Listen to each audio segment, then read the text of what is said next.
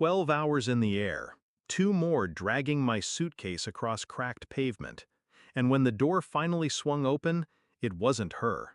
A stranger stared at me, a woman with wary eyes and paint on her hands. "I live here," she said flatly.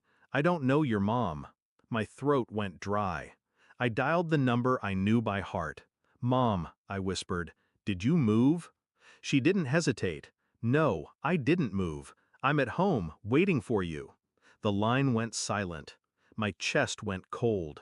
Because I was standing in front of that house. It wasn't always this way.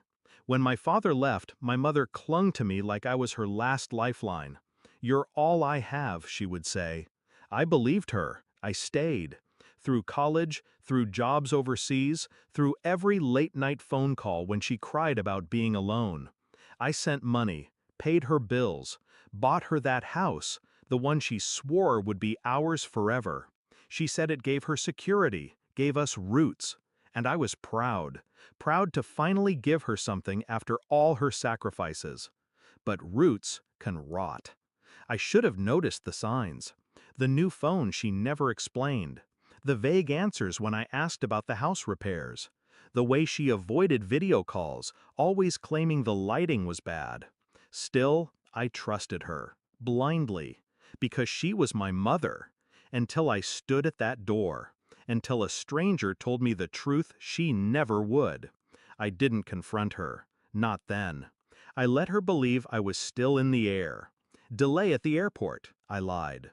She sighed, disappointed. "I'll keep dinner warm." Dinner? In a home that wasn't hers? That was the moment I stopped being her child and started being her reckoning. The truth came quickly once I dug. The house? Sold 6 months ago. Quietly. Papers forged with my name scrawled across the dotted line. My bank transfers, meant for upkeep, rerouted into an account I didn't own. Her account, her signature, her betrayal. She didn't just sell the house, she sold me. My years of sacrifice, my trust, my loyalty, cashed out like a cheap inheritance. I didn't rage. I didn't cry. I planned. First, I let her talk. The calls kept coming, her voice sweet, rehearsed. She missed me. She couldn't wait to see me. All the while, I traced every transaction, every lie. She thought she was clever, thought distance made me blind. But distance makes you patient. The plan was simple. She wanted money. I would give her more than she dreamed, then take everything she valued. I wired a final sum, enough to make her greedy heart careless. Marked bills, traceable. I told her it was for renovations, for our home. She thanked me, voice trembling with false love. What she didn't know, every cent was flagged. Fraud investigation attached, paper trail pointing to her. Next, the will. She thought she controlled it.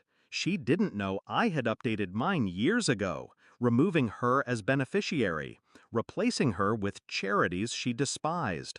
When the lawyers came knocking, she'd realize she was entitled to nothing. And finally, the house.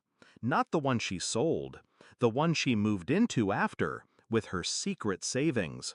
Bought under an alias, but not well hidden. I purchased the property next door, quietly, close enough to watch, close enough to end it when the time came. The confrontation was surgical. I knocked. She opened, smiling, relieved, arms spread for an embrace. I didn't hug her. I stepped inside, eyes sweeping the unfamiliar walls. "Nice place," I said. Her smile faltered. "You found me?" "Yes," I said softly, "and so will they." On cue, the knock came. 2 officers, a warrant in hand, fraud, forgery, theft. Her eyes darted to me, wide, pleading. You called them?" I held her gaze, calm, steady. "You told me no one would ever look after you. You were right." They led her out in cuffs. My mother, my betrayer. The neighbors peeked from curtains. She wept, begged, cursed my name. I didn't flinch, because this wasn't anger anymore. This was balance. Do I regret it? No. Regret is for those who lose something worth keeping. She taught me my place in her life. Disposable. Replaceable. Useful only until I wasn't. I simply returned the lesson. Now she waits in a cell, alone, forgotten.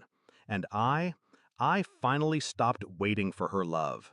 Justice doesn't always come in fire and fury. Sometimes it comes in silence, in patience, in a knock at the door when they least expect it. She betrayed me. I buried her with her own lies. And as I walked past that house, the one she swore would always be home, I felt nothing but peace. Because I was never coming back.